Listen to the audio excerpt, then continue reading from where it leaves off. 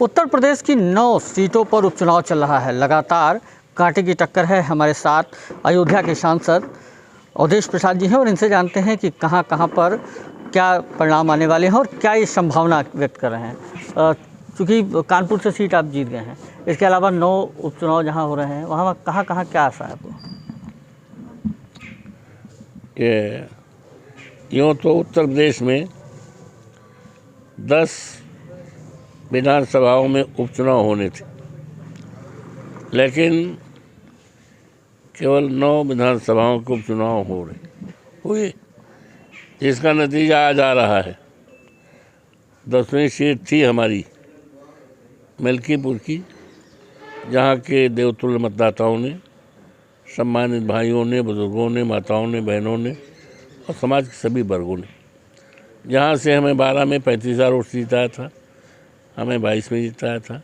और ये पार्लियामेंट का चुनाव जब हुआ है, जिसमें हम 4 जून को जीते हैं, तो मेरे पार्लियामेंट संसदीय सीट में भी विधानसभा मिल्कीपुर था, वहाँ से जीते हैं।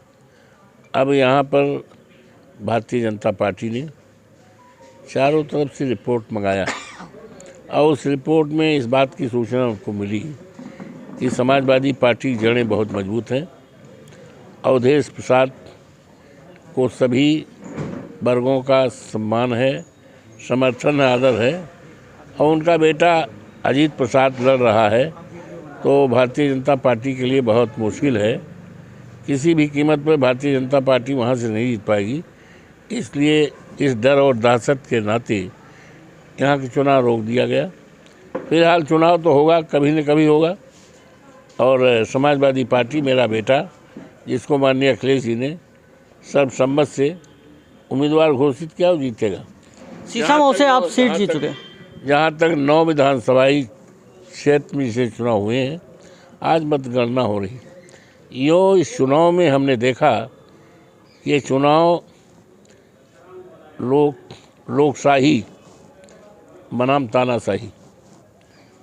हम तो कई बार चुनाव जीते हैं, 9 बार संसदीय जीते हैं, न जाने कितने हमने चुनाव लड़ाए हैं पार्टी के निर्देश आदेश पर।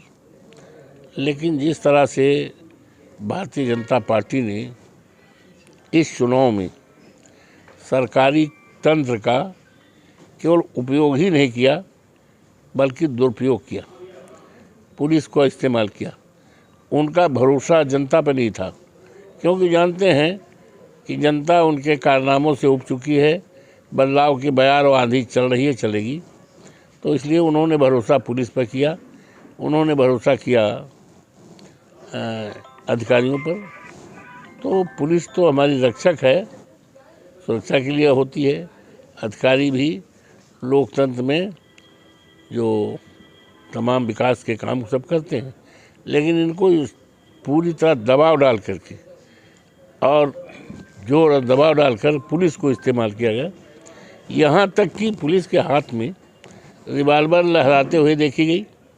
ये क्या बात का द्योतक है, क्या बात का इशारा है? तो पूरी तरह से भारतीय जनता पार्टी ने लोकतंत्र की जड़ों को उखाड़ के फेंक दिया है और लोकतंत्र का जो मंदिर है, इस मंदिर को अपमानित किया है। ये आज़ादी के बाद, जहाँ तक मैं समझ पा रहा हूँ, ये पहला चुनाव है कि भारतीय जनता पार्टी ने चुनाव जीतने के लिए कोई कोर कसर नहीं किया। कोर कसर ठीक है अगर अच्छे ढंग से करते, लेकिन उन्होंने सत्ता का दुरुपयोग किया, जगह जगह गुंडई कराया, मारपीट कराया।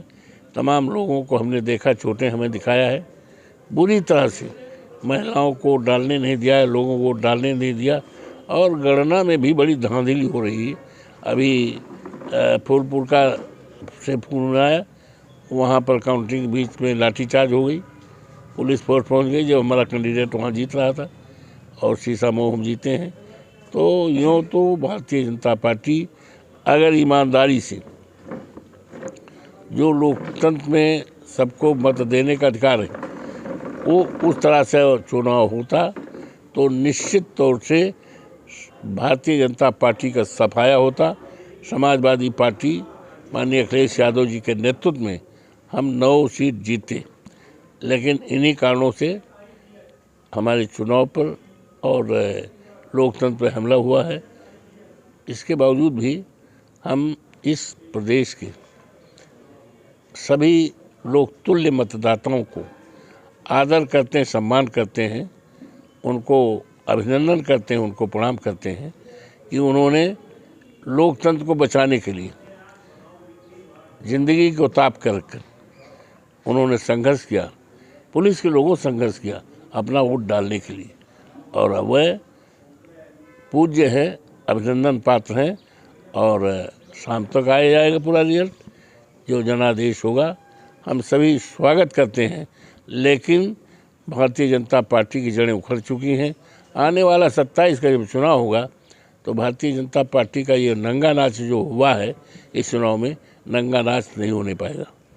कटहरी में भी अभी तक लगातार सपा प्रत्याशी आगे चल रही थी, अब पीछे चल रही हैं, क्या लगता है कटहरी के चुनाव में? गणना के समय आगे पीछे चलने का तो ट्रेंड होता है। हम भी 9 चुनाव जीते हैं, एक आध चुनाव ऐसे आए कि आगे भी चल रहे थे फिर पीछे चल रहे थे, और जब 3 बज गया भिनौखा का तो हम जीत गए। तो ये तो ट्रेंड होता है, कहीं कहीं इलाके में थोड़ा कठिन रहता है, कोई परेशानी होती। ओवरऑल इस चुनाव को भारतीय जनता पार्टी के लोगों ने, सरकार ने ये हस्तक्षेप करके, इस्तेमाल करके, और ये चुनाव जो था लोकशाही बनाम तानाशाही का चुनाव था।